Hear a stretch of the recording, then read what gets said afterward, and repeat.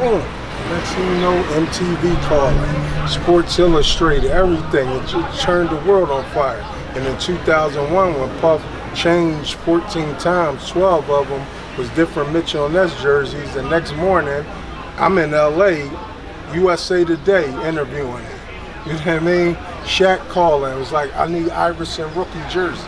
He loved Iverson. That was one of his favorite players. I made him a jersey. I put it on. It fit me like a wedding gown. That's how long it was. Eating the best hit food prepared by Chef Big Rube. This ain't checkers, it's chess, kid. Prepare your next big move. You can't fit in these shoes. Try to stretch your feet and find out. South Philly spots blowing your mind out every time now. Can't call time out, the clock's ticking. Stop and listen, me and Richie and Steve. We got it baking like a biscuit. With bacon and chicken, you can't play with the vision. Bringing wisdom to the flavorless system. Man, who isn't listening? It's South Philly Spots. The first South Philly spot outside of South Philly. We're checking out Big Rube's Fried Chicken Shack at Pitcher's Pub in Manioc. How'd you link with Puff? I went to his album release, Faith Evans' album release party, and I went up to him. I was like, yo, I'm that dude, that everybody wearing them jerseys. He's like, for real? Take my number. Come to Daddy's house. And he took pictures, and I was, in the next 72 hours, I was with him in New York. You Simple. know what I mean? He was like, yo, man, it's the best thing here. Like, whoever thought about like selling $300 jerseys, you know what I mean? You got the culture going crazy. You didn't know if it was going to take off the way it did. Oh, I knew it. I didn't know that extreme. Oh, I knew it. You know what I mean? Thinking about this was a 10-year plan that I had when nobody like this. How everything starts, no matter how you see it, starts out in the street. In my culture, hip-hop culture, black culture, we start, if we don't co-sign it, nothing moves. So think about this, in 1991, I'm 17, 18 years old. I'm wearing these $300 jerseys that all my friends thought I was crazy. They loved it, but you spending $300 for a jersey? Are you out your mind? It's me in high school. The artists I respect, they're the vets, 20, 30 years in the game, right? And I deal with this challenge of closed mouths don't get fed. I don't like asking. What advice would you have for like someone up and coming as an entrepreneur? Well, it's not really asking, it's demanding your spot. And that's what I did. The brand still exists, right? Yeah, it exists. You know, I mean, it sold for $250 million by Michael Rubin bought it their own Fanatics. You know, it's like, that's self-evident, but think about, I'm the spark, I'm the recipe. And what my beef with them is, every page you turn that you should know about that company, my name should be wholeheartedly attached to.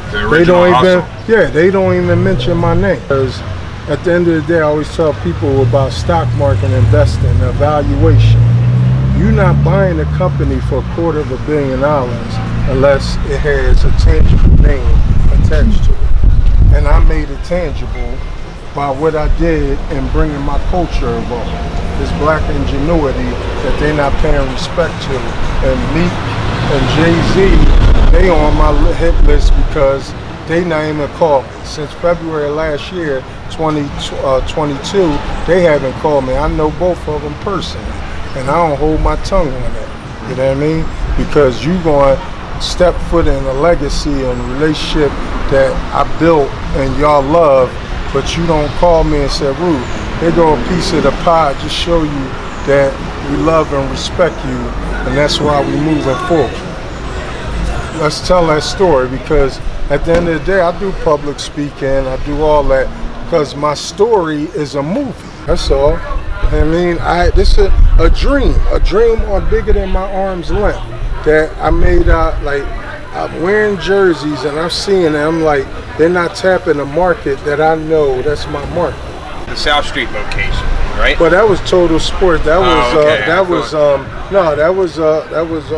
owner's name was Mike Harris. So he's credited.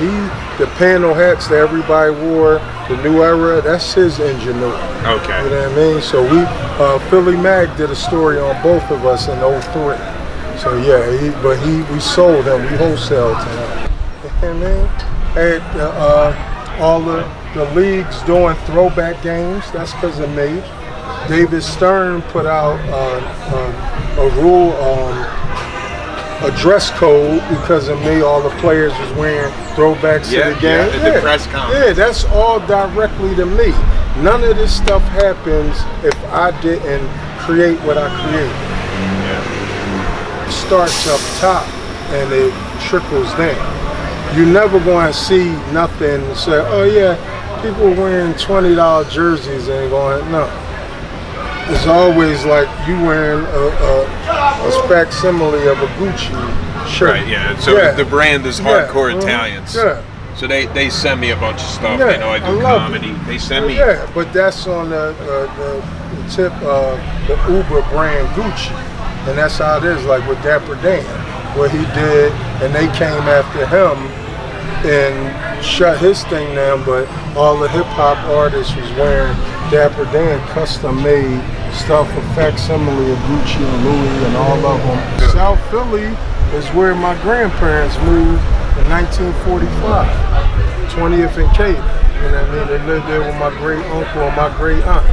Boom, that's where it started. My grandma would always tell me about South Philly, how, you know, South Street was the black Mecca, Hollywood, Royal Theater, everything. You get your tail around that. She worked there a couple shops.